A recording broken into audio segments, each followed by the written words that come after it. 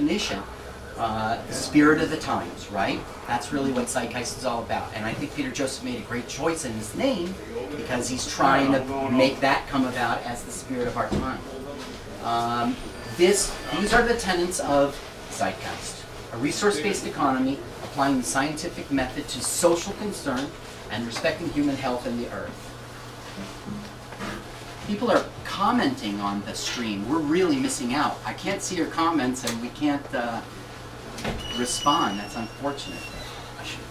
Okay, Zeitgeist movement is a recognition of the need to rid our capitalist system in favor of a resource-based economy.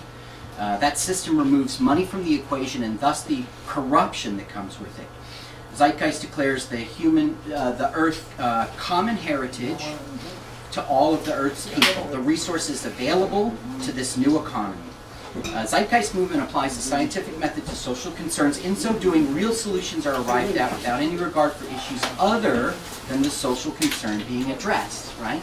If it was a resource-based economy, the levees in New Orleans would have been the best levees that could be constructed for the geography of the area. There wouldn't be any other consideration like budgetary concerns and a vote in the legislature, and they would have been sound enough and large enough to weather that storm, I believe. So the Zeitgeist movement uses computerization and robotic automation as a solution. There's a heavy emphasis on education and personal growth. It's not about people. It's not about power. It's about people. Okay, so what is the mission of our particular chapter? Addendum, when you watch Addendum, it wants boycotts. We're just too small, not just in Jersey, but in general, for those to be effective. So our mission really is simply to spread the word, just to get awareness out that there is such a thing as a resource-based economy. Like, it's a real solution that could work. People don't even think about it. They think of money as if it's like as humans, we're born to be in a family, right? We're born to, we have needs like, we have to be around water, etc. People think that money is one of the things that we're inherently born with, I feel. And this is, money has served us well, but I think that we have abundance there, and it's time to move past that. So our purpose, the purpose and function of the state chapter: educate the local regional public about the tenets of the Zeitgeist movement and drive to increase membership, spread awareness of the movement, enhance the local Zeitgeist community. So the first thing I want to sort of make an open forum is how can we spread the word? Now I think it's all about the movies. I could be wrong about this. I've raised this before. What got me into Zeitgeist was seeing Addendum. That's what started it. And then I was late enough to it that Moving Forward was already available at that point. I rarely hear of a person who didn't come to be like-minded about Zeitgeist without having seen the movie. Is any of you, who here saw the movie and that's how you got hooked? Okay, and no one else? Okay, that's everyone, right? Okay, so in my opinion, the thing for us to do is just to spread the word about the movies. That's all I think, if we can, we want to be able to answer questions, field these questions as they come, but I think that if people see the movie, it does the selling for us, and then they want to become active. I don't know where they're going. Okay, so we have a personal goal of having an event every month leading up to the summer of Zeitgeist. We have, of course, our event here today in March as CA. In April, we will have an event on Tax Day. We're going to have this at the Trenton Library. It is going to be, Tax Day is traditionally the 15th, but they didn't do that this year. They made it the 17th, which is inconveniently on a Tuesday. So it's going to be a small gathering. It is going to be from 5 p.m. to 7:30. That's really, the library will shut at 8 o'clock, so we have to be out. Then we'll have an event on Mother's Day, and we'll try to spin that to be about Mother Earth. Right? Funny as that sounds, it's a good one. We don't have a location for that. Okay, if anyone has an idea, it's preferred that it's a place that's in charge. In June, we don't have a name for it yet, but we'll be meeting on June 10th in Princeton. It's in Touring Basin Park, and by June it should be nice weather. There's a gazebo, maybe isn't the right word because it's a large structure. So if there's inclement weather, we'll be under a roof. And we have a permit to be in the park, so the feds can't kick us out. In July and August, there's nothing planned. So if any of you have any ideas, you know, like a park in your area, that would be great. More about the chapter. We don't have a hierarchy. There's no like officers or anything. We're not. This isn't the Elks Club. We're all volunteers, so we have to take whatever people give us. You know, if somebody is willing to do something for the movement, that's fine. But we really shouldn't request that. We also can't take donations, you know, because it like poisons the well. I mean, this is supposed to be a movement against this monetary system, so it's just sort of. I mean, and it'll be $10 for a ticket. It just strikes me as weird. So I guess that is really what I wanted to say about the chapter. Okay, this is our goal. Really, is just to educate the public. Okay, I don't have a very rehearsed speech about this. The next thing I want to say is I want to address is why was Occupy asked to speak? Okay. Occupy Newark is Tobias, and he has texted me that he's on his way. We're very happy to hear from him. They moved everyone out of Occupy Newark. They're not there anymore. Elliot, maybe you can bring us up to speed on that. Well, as far as Occupy goes, I've not only been active with Occupy Newark, but also with New Brunswick and Trenton and Princeton as well. And they've already. Can you come up here and speak just so that you can be heard by the stream? We asked Occupy to speak because they're sort of, they're like-minded, you know? It's true that they don't have a defined set of goals, but they certainly want economic justice. That's what they're looking for. So we invited Occupy Newark and Occupy Trenton. Why don't you give a little report about both of them? Not only Occupy Newark and Trenton, but also Princeton and New Brunswick as well. And I've also been somewhat active with Occupy Wall Street in Philly. And I can say from my experience in going to all 6 of these and a couple of more in Fort Lauderdale and Orlando and a couple of other ones, Occupy Congress as well, I can sense right now people are already beginning to ask the question about, you know, what are we doing here in this system, or why is it this way, you know, why can't we change or something like that. And it's critical, I think, for all of us here as individuals, as a movement, to get ourselves out there to engage with the broader community that's asking these questions already. I've met tons of people that have already, you know, were somewhat on their way to, like, you know, getting their ideas out there or whatever about what they thought was going on or whatever. But, you know, if we could try to get more people, like, introduced to these ideas, you know, not just by doing that, but, you know, through these town halls, through canvassing, and through a lot of other tactics that have been used by other movements in the past, such as ESWA's tactics of canvassing or whatever. We might have somebody coming up from ESWA from New Brunswick also, but, you know, it's critical that we get out to the Occupy movement and to other like-minded movements, so that way we could really, hey, how you been? Right. This is Mike from ESWA New Brunswick. So anyway, I was getting into why we got to really outreach to the Occupy movement and, you know, some of our goals here. I don't think, you know, personally, from my experience, there's so many like-minded out there that are just coming out of the woodwork, more or less. And it's critical that we really get to them at this point. You know, that's how the critical mass is building up right now. And again, that's about all I got to say. You know, any other updates or whatever. Also, aside from Newark getting evicted, Trenton is almost on the verge of getting there. They're trying to change the rules around for some of the, you know, whatchamacallit, for the Veterans Memorial Park at this point. So far, I don't have any regular full updates on there on that front, but, you know, this is showing how the system doesn't want any systemic change, how it's reluctant to really, you know, acknowledge that there are serious problems that have to be addressed, because that's part of the reason why it exists, because it uses money and because of these inequalities that are not going to get thoroughly addressed enough through, you know, the basic means and regular means that we know today. I think it's going to be through a big, you know, movement like what's going on with Occupy at this point. And, you know, so I gotta say. Is there anything else anybody wanted to bring up here, whatever, questions or?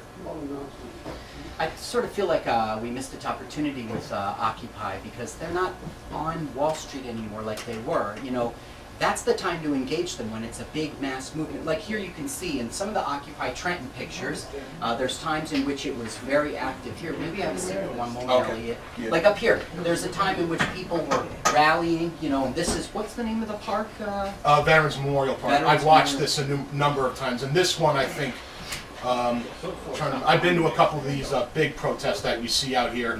That one I think was when we went to go against fracking, when they tried to frack the Delaware. I was there. It's critical that we get to these massive, May 1st, they're doing a general strike all over the place. March 14th, we're going to be having a meeting discussing a lot of this stuff. If anybody wants to come down, great.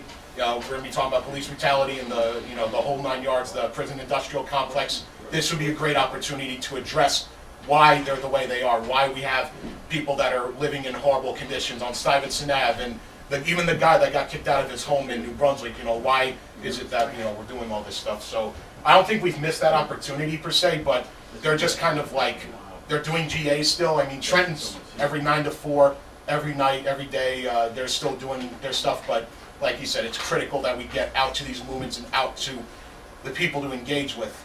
So. Now, if you go to an Occupy and you want to speak about Zeitgeist and spread the word, I really think the best way to do it is not to begin preaching about it, on your soapbox. I think really what you got to do is tell them about the movies. Now, I made a little flyer to give out today to all the new faces, right? And on this flyer it says, to learn more, YouTube Zeitgeist Addendum, YouTube Zeitgeist moving forward. You don't even need to give them a URL. They just go to YouTube. And the reason I put down the global website and our New Jersey website was just because the page looked blank. It's really about telling them to see the movies. Once they see the movies, they would discover Zeitgeist.com. If they live in New Jersey, they'll find the chapters link, It's perfectly fine to tell them about it, but it's so easy. Just give them a little card that says YouTube Zeitgeist Addendum, YouTube Zeitgeist moving forward.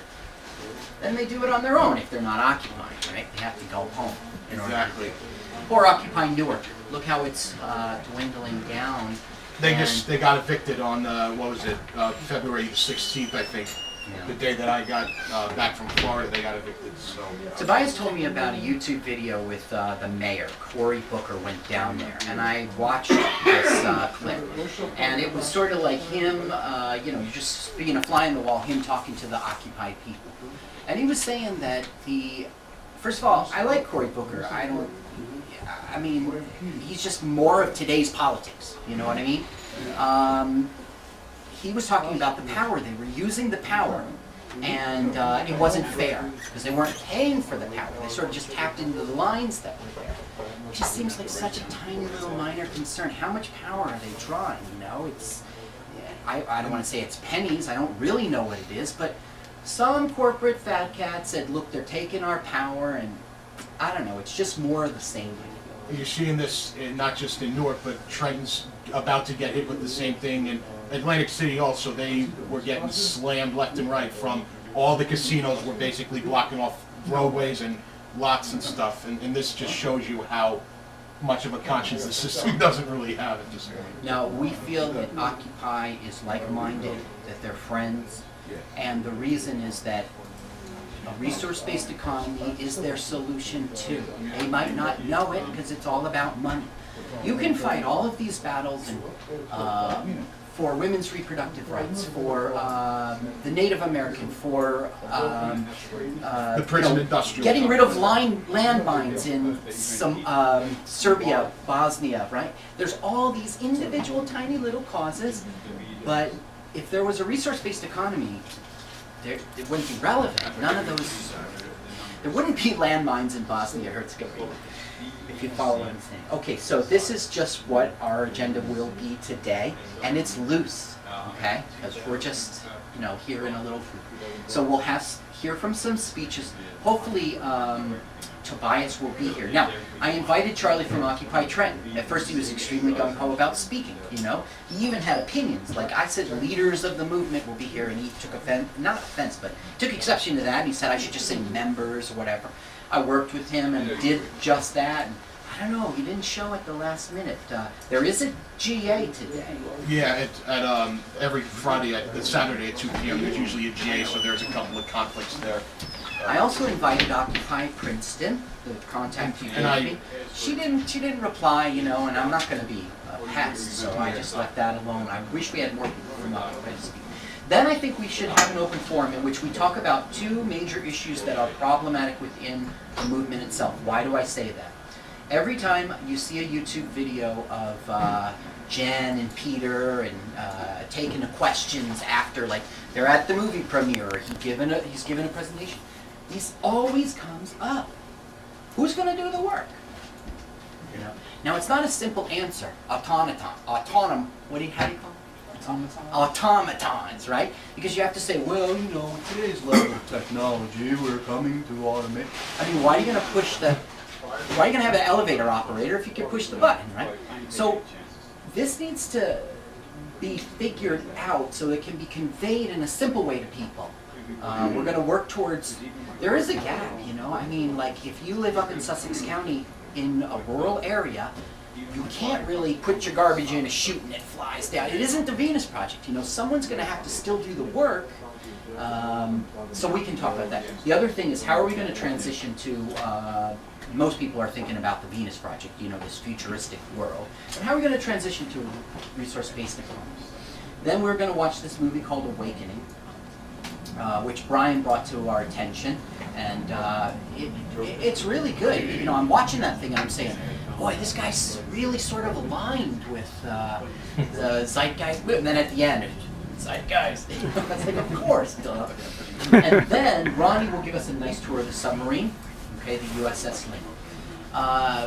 This is a place that does not celebrate war, right? It celebrates the people who, you know what I mean? Like we're gonna try and want to be friendly, right? When we go look at the sub and everything. Okay. So let's move on first to speeches. Now here I have this. We don't really need to follow any sort of order at all. Maybe Moses or Moses. I know you have something you want to. Why don't you come on up and.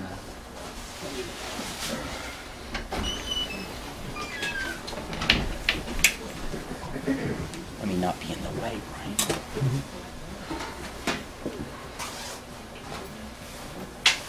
I guess I should introduce you, right? That's the right thing to do. This is Moses. He's on every team speak. Something to say about the movement.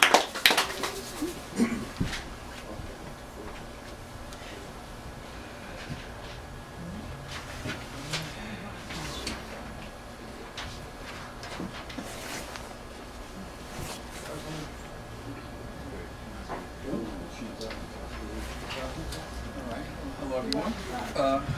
My name is Moses, as you know.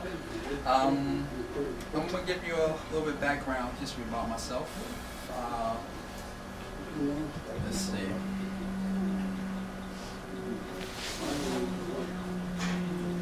Alright, well, I've been employed since I was out of high school, about 16, 17 years ago. I haven't been unemployed.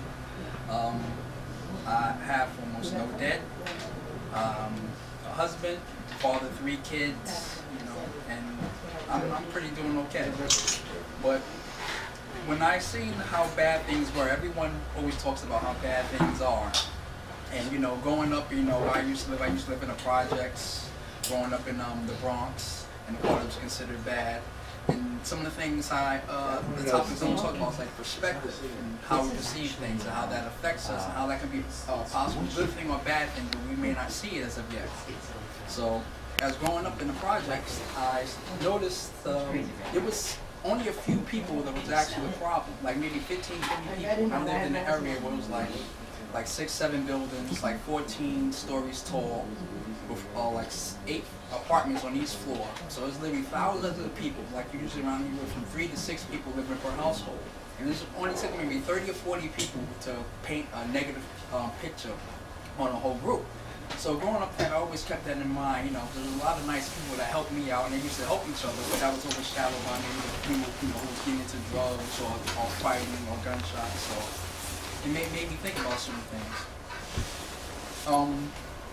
As you know, like I'm a Zeitgeist member. I've been one from the start.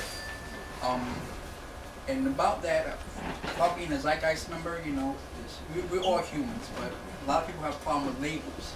And as for me, how I see it, labels is not really a problem. The problem with labels is when people define themselves by only one, and they focus on that. Like I'm a Zeitgeist member, but that's not only who I am. You know, I'm also a father. You know, I'm an activist. You know, I'm a human being. I like science. You know, labels are not fine. It's you can pick the labels that suit you, but we're not defined by one. We're defined by many. So when people say, "Oh, this person is a leader and this person is that," they're applying that label on there. They say, "I just only want to be a human," but human is a label as well. So these are some of the things I think we should start paying attention to, and not jump down at on a labels thing, because that's just applying another label to a label itself. Now, the topic I want to talk about is like we all knows about the technology, the information, all of that. We know, as far as most of us here, we know what is possible, what can be done. The problem is that it's our perception again, and how we perceive things, and also our values. So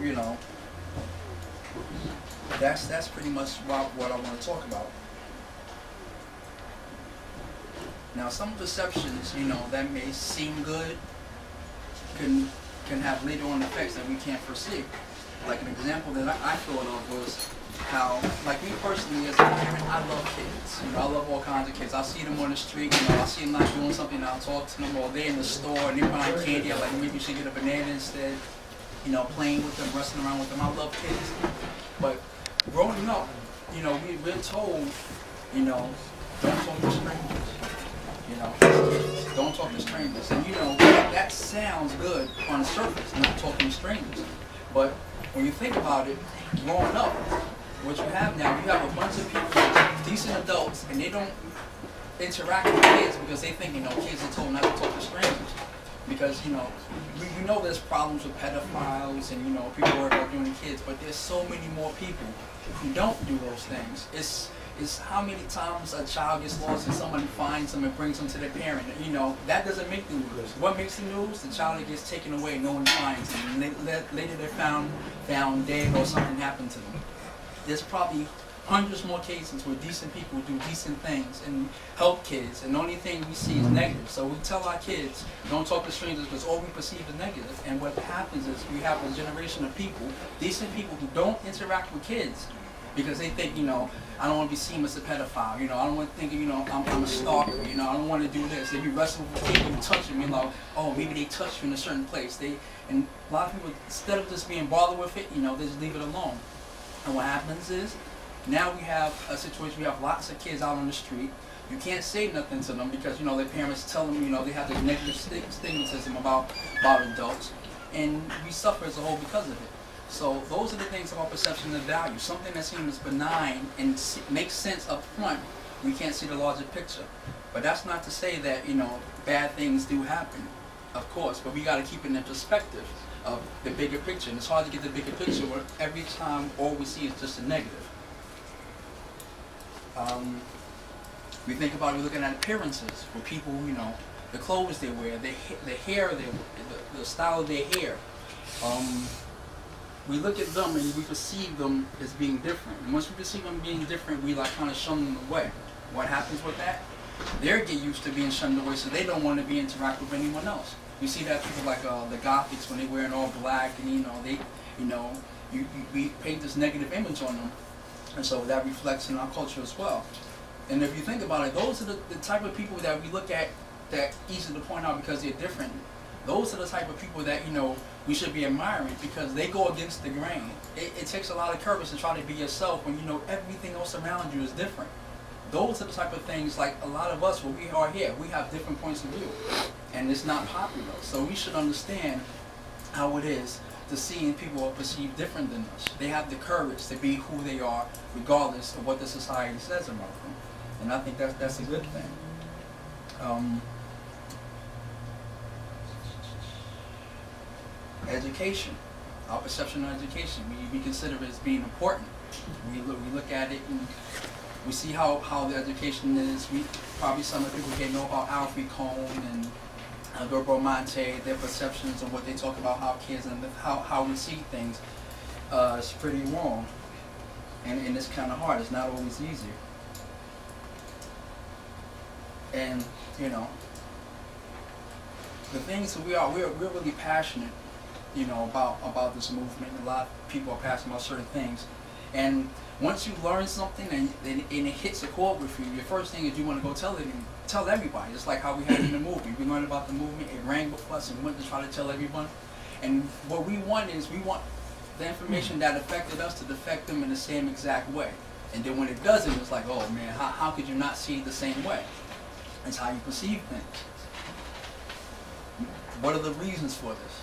Maybe it's inconvenient for them. You know, maybe they have other problems that they're dealing with that they just can't focus on the matter. Maybe they just don't care. Those are the tough things. Also, people, you know, we want the best of everything, but maybe not us here. But you know, generally people, they want the best of everything, but don't really want to sacrifice anything to get it. Then you look, and some of them don't have a lot to sacrifice to begin with. Usually what we were sacrificing now is our time and energy, and it can be kind of hard for certain people to do that. So what do we do about that? To me, from my personal experience, what I did with my family, like for instance, like a couple of years ago, I became a vegetarian. That's because you know we're all about learning. I looked at what we're doing to the food and all the negative effects that it has with the environment, and such, in our bodies. And I said, "The heck with it, I'm done." So what I do, I went to tell my wife, like, "Oh, this, and this," and she's looking at me like I'm crazy. I'm like, "How could you not?" And my kids, I'm like, "Oh, that's disgusting. You shouldn't do that." In the long run, it didn't work. So what I did, I changed them by actions. They see me not eating the food, and then they inquired about it. My kids don't inquire about it. My son looked at something about McDonald's. He doesn't want to eat fast food anymore. My daughter, she's looking at things about chicken nuggets, and she's changing. So through my actions and subtle hints, they eventually picked up on it and they realized on their own, but then they eventually start changing. Now, the initialism, the information that changed me didn't change them, but what I did, I found a way to present the information so that way they'll change themselves. And I think that's what a lot of us probably should focus on more, trying to find ways to help them change themselves. And how do we do that? We do that by not judging people, because, we look at what they're doing, I always had this feeling, in this group, capitalism is like a dirty word. It's like, because, it's associated with a lot of bad things. And you look at people, it's like, how can you do that? How can you do this? How can you do that? If you look at, like, if someone's eating meat, like, how can you do that? All the problems they're causing, or how can you work for a bank, for all the things that they do. That in the long run doesn't work, and it also puts people through a guilt trip. Maybe they do feel the way that we do feel, but they're stuck in it just as badly as we are.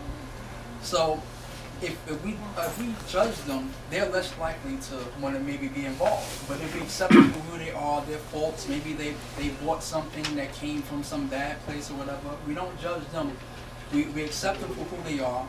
They're more likely to come in, and then through watching our actions, they'll be more likely to change their values as well. So instead of pointing at the finger, just ignore that, give subtle hints, and being around a bunch of people who are more socially minded and conscious, they'll be more likely to make those changes on their own without having a guilt trip. Because we want to bring more people in. These are some of the things we probably should look at doing. There's an astrophysicist named Neil deGrasse Tyson, and he said something that I thought made a lot of sense. He said, it was actually talking to Richard Dawkins, he says, you have facts, and when you present the facts, it's not, here are the facts, you're even an idiot or you're not. It's here is the facts, and here's the sensitivity to your state of mind. And since facts plus the sensitivity will convolve together creates impact. And that's the thing we want to create. We want to create impact. So we got to find the best ways to try to do that. There's many different avenues. It's not just one way. There's many different ways because many different people see ways differently. So those are the things we probably going to need some people to be really extreme. There's going to be some people who reach for that. There's going to be some people to be really mild. There's going to be some people that do it in the middle. We need all of those all the time. Another thing is we're an emotional species, you know, we feel things, you know, as much as science and logic and all that is great and it makes perfect sense to some of us, most people do things because it feels good to them. Recent example is Con 2012. 70 million views in about a week. Why? Because people felt something with it. I watched it, you know, I looked at it, you know, and you see the, you know, you hear about the guy, he's doing all these bad things and kidnapping kids. And the kid, his brother got killed, and he felt really sad. He was crying. It touched me emotionally. Because why? Because we feel those things. So we gotta start connecting more emotionally to people, not just intellectually. Because most people feel things first, and if we can get them to feel good about the right things first, and then when someone comes along and tries to challenge it, that encourages them to be, you know, just naturally be defensive, and then they want to go prove their point, and then they're going to go back and they're going to find all the right information that's already there because they feel it first. So it's a combination. It's not just one thing. It's going to be a combination of things. So, and another thing, when I first got involved in this, you know, I was a laid back guy, practical joker, sarcastic, and so forth and so on. And when I learned this information, I started getting real serious. You know, I changed my whole demeanor changed, you know, I get real serious, I take things real seriously.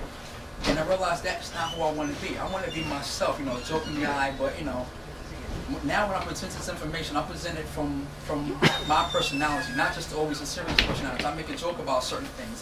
And what I realized in my work, was I work in a law firm, I changed a lot of minds. There's a co-worker of mine who was going to school for finance. He was going to be in the bank. He wanted to work for Goldman Sachs and everything. And me and him used to go back and we go back and talk. And I would joke with him, so forth and so on. 2 years later, he doesn't even want to work in the financial industry anymore.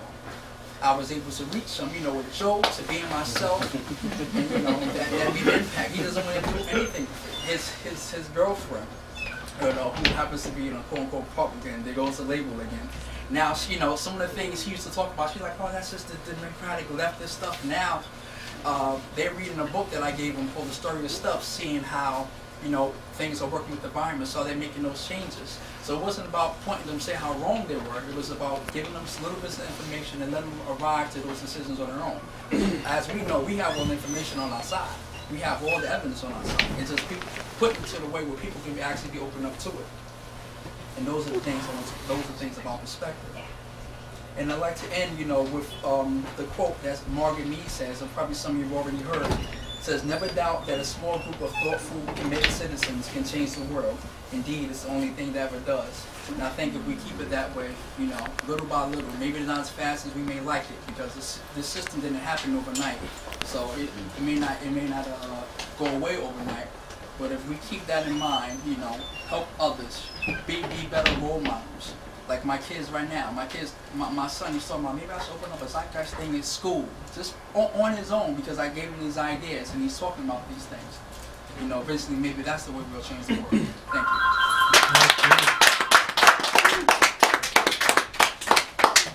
Thanks, man. It's really good.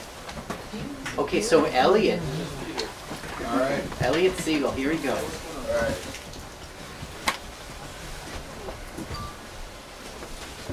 Yeah, they're pretty much over here.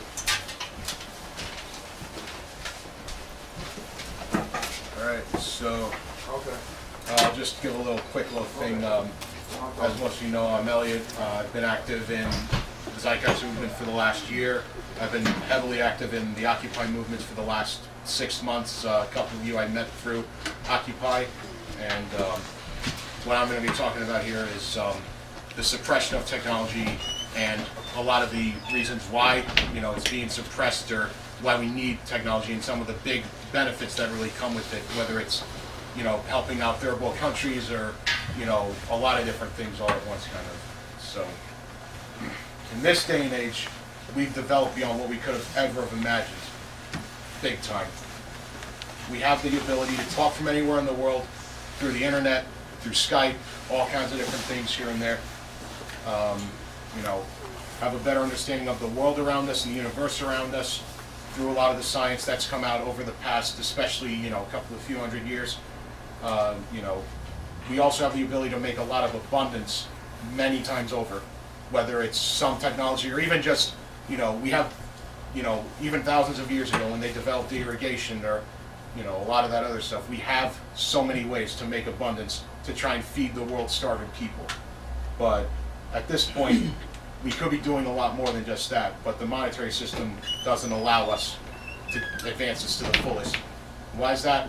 Because of profit and all the other things. When new advanced technology, pieces of technology usually come out, they usually come out in a very slow fashion. Sometimes they don't come out, as fast to the public or whatever as they should be. Like I said, because of the current system that's in place. One advancement of this would be, say, the Z1 car that came out back in the 90s, or even the electric car overall. That's been talked about for hundreds and hundreds of years, but yet it's not fully come out yet. Partially, there's no market really at this point for it, or because certain people in the industry, the oil industry, or whatever it is, they didn't want any part of that. So what do? That was it. Took care of it. We even had the ability to make 75, 80, 100 MPG cars. We didn't have the ability to do that. And,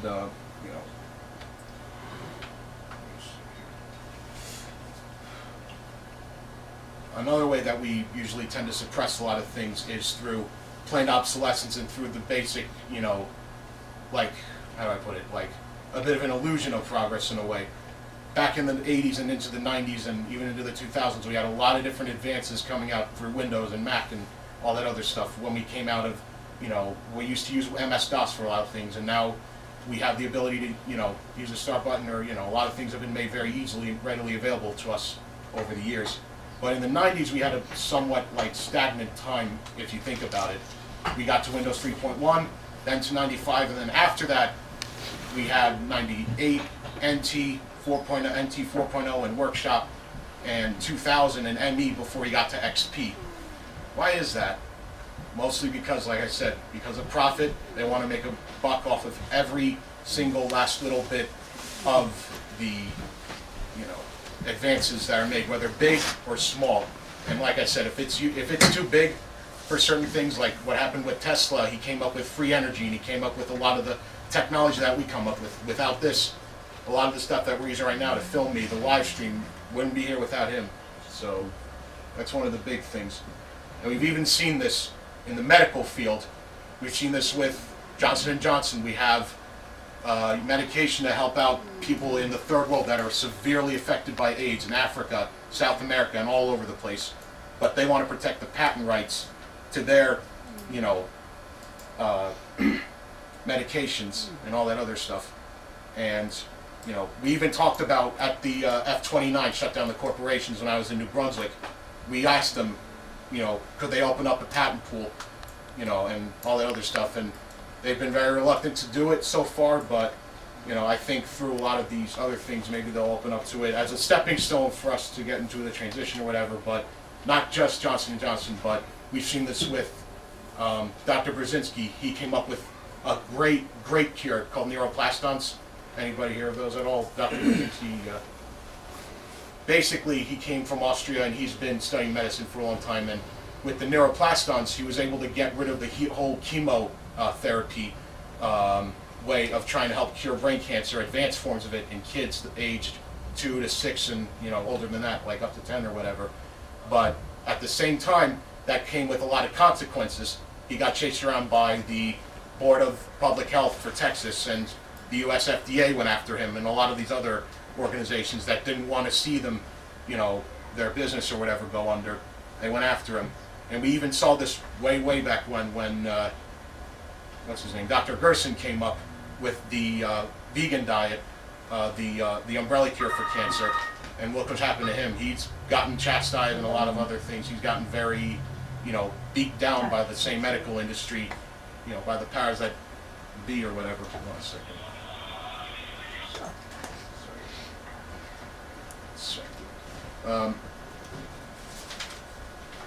Is now a bad time? I shouldn't. No, it's all right. It's all right. Sorry, guys. Just a couple of texts. Always that thing busting in. So he was going to answer the phone. Well, we even have that would have right been funny. Here, we still have a lot of these, same things coming up. My dad worked with GPS technology when he was working on the AT&T ships back in the 70s. I don't know if we could have made it, from a big kind of a GPS system to something that fits in our car, but at the same time, you got to just think, we had computers and all that other stuff back in the 80s and into the 90s, and it took how long to get to, having a little GPS thing in your car like we have today? Same thing. And Oliver also, he's another guy in the Zeitgeist movement New York chapter. He talked to me about how he was in the Army and they had computers that could self-correct themselves whenever some big glitch came into the system, and yet we have to download all the virus programs and all that other stuff to try and, fix all the different problems that we could easily have fixed or whatever. But, why are we not doing that? Same reason that I've been given earlier. But this time, we have the reason, we have the technology to really, I think, further advance ourselves across the curve than I think at any point in our history. And at this point, what you're dealing with when you try to contain the development of technology, I think a lot of it is also dealing with entropy in a lot of cases. It's very emergent, like what we're advocating right here, resource-based economy. It's a very emergent kind of society. And I think that, in some cases, like with all due time, I think we're going to see a bigger and bigger movement, like what you're seeing kind of with the Occupy movement. A lot of this is very emergent. It's very,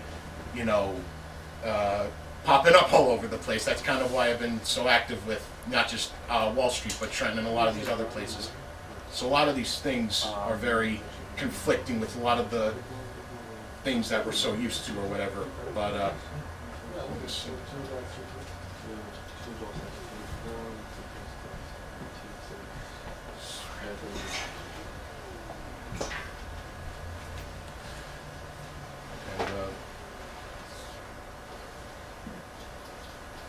We have the chance right now we have the chance to make ourselves from our destinies, basically, to make ourselves from a self-destructive one to one that enhances the Earth's resources to the fullest. And we also have a lot of the, means to do this. And the reason to do this, because of what's happening outside global warming. We had a very warm winter and ice caps are melting and all that other stuff.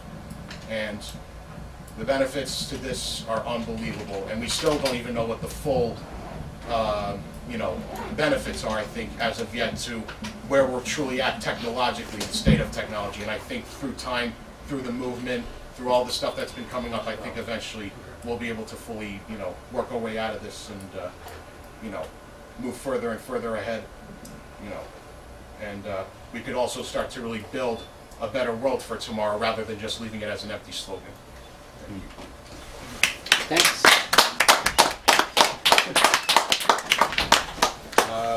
Who wants to go next? No, not you? Brian, then. Nothing prepared? James was going to go, but he's on the road. Tobias, I guess. No, he's coming from 8A, exit 8A, where you're from. Well, maybe we could just start the awakening, and then afterwards someone can come up and talk afterwards. Can I go get it over with? Yes. Tobias. Yes. Wanted to go. Awakening is a really good film.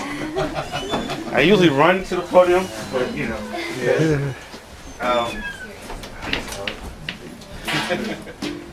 Peace to everyone. Thanks. I'm glad to be here. I'm really excited. I'm from Occupy Newark. Oh, well then I have to get my slide up. Sorry. Spirited Can we by. enter twice? Sure, enter twice.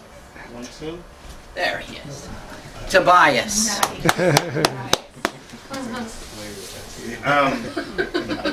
You're from Occupy too, no? Actually, Yeah, so it's spirited, Occupy Newark is spirited by Occupy Wall Street. I started out Okay. with Occupy Wall Street, just hanging out. When I talk afterwards? When I first heard about it, Yeah, I think just say just like, okay, why are these people marching? We've been through these marches, forever. We don't need another march. And I was getting these negative comments from national media downplaying what was going on until eventually, within the second week, I decided to, because I live in Newark, I said, let me just catch the PATH train over there and see what was going on. And it was a mind-blowing experience for me. And my spirit immediately just pulled into it.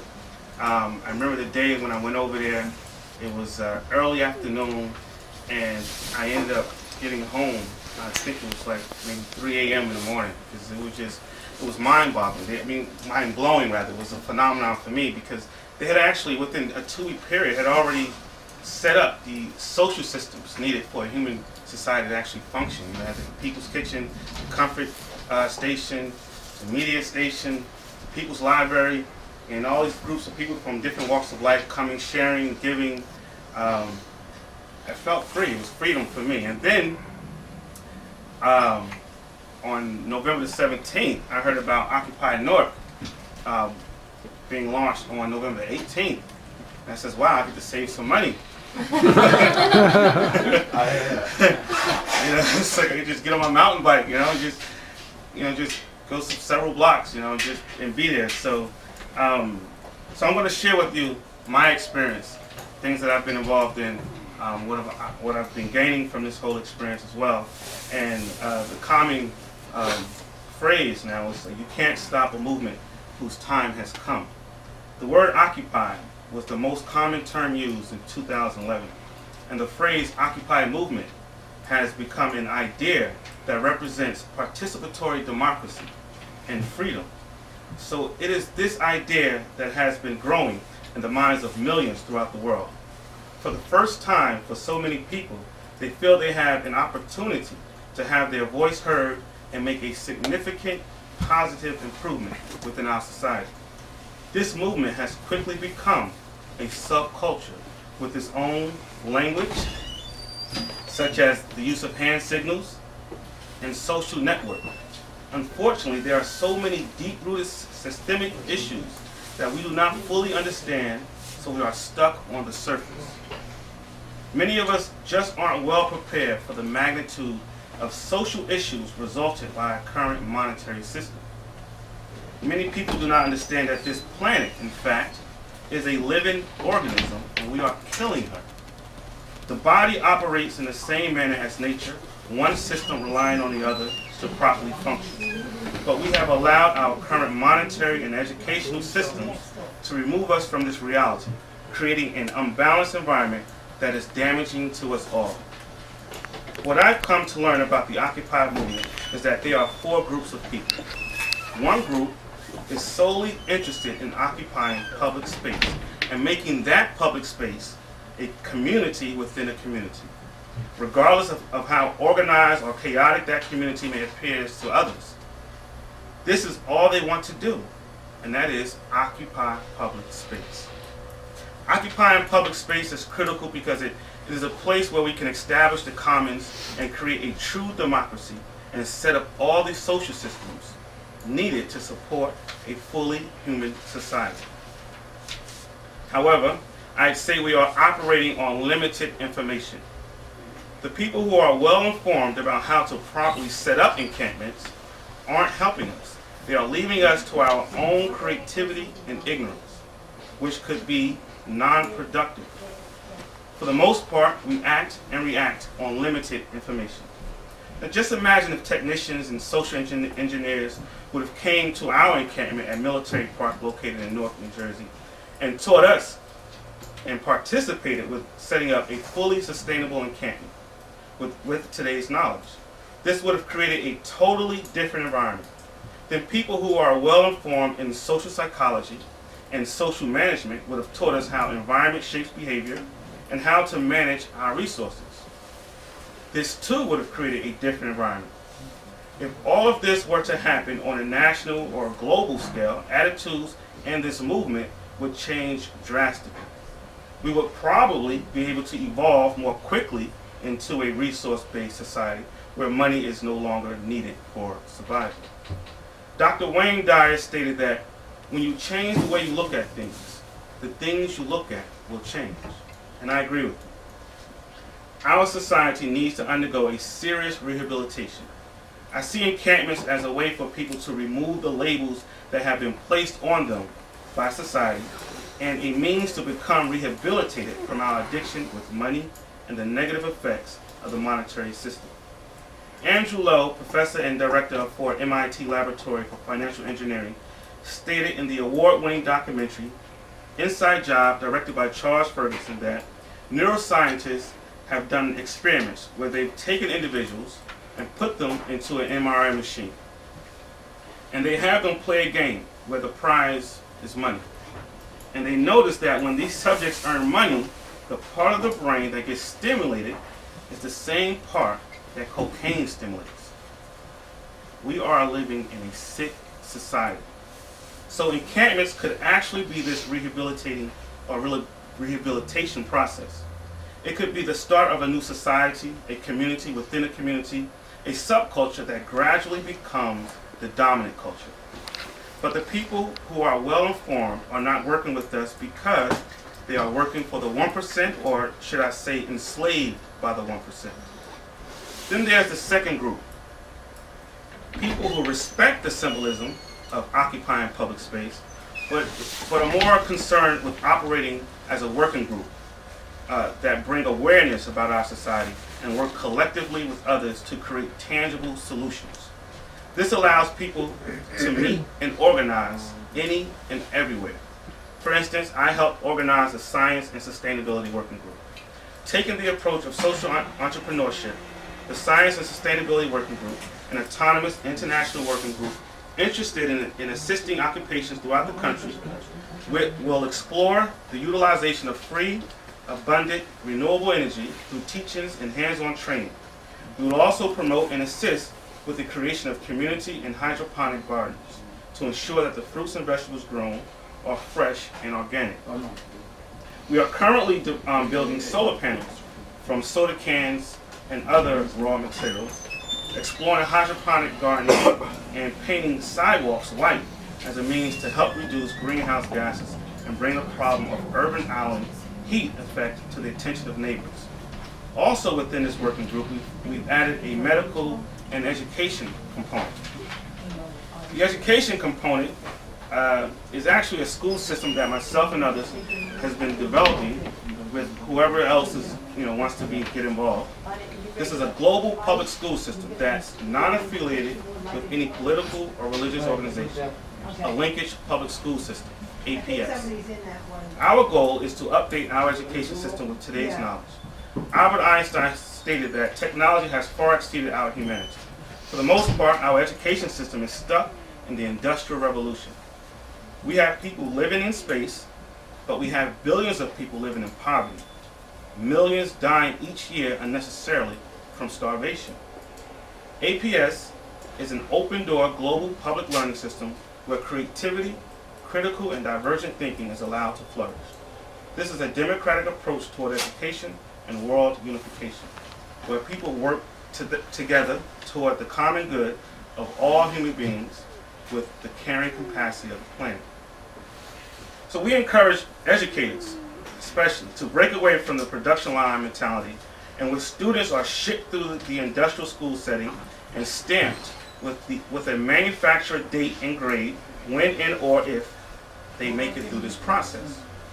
We believe in creating a learning environment based on one's learning abilities, not coercing students into a linear, systematic way of thinking, allowing them to maintain their cultural identity.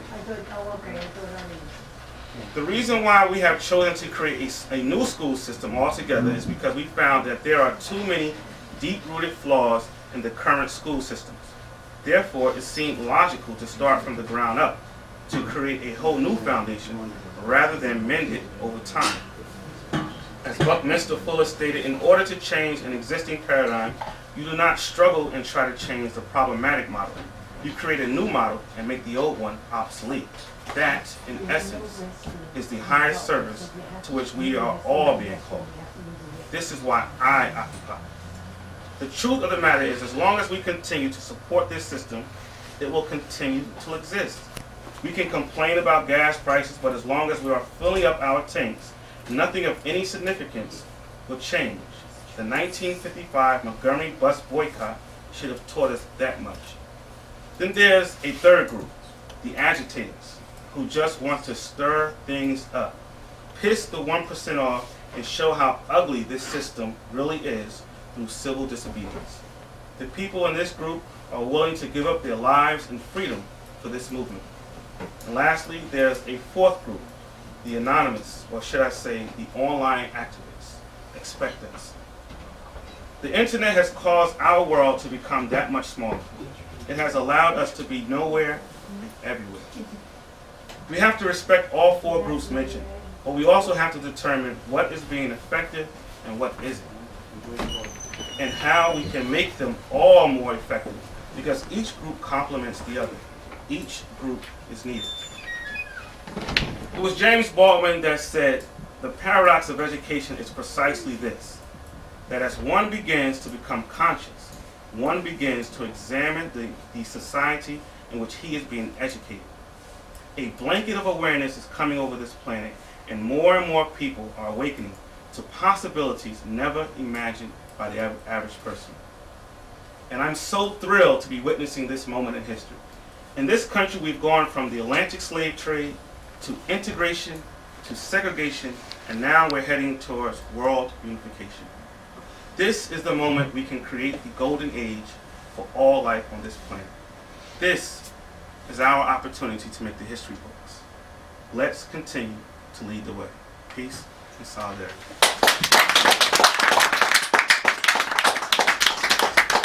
Peace. Right. Peace. Okay, so Romeo, you'd like to come up and say something? Yeah, might as well. Back to the chat. Film. 6, 5. I've just never been able to say no to an open mic.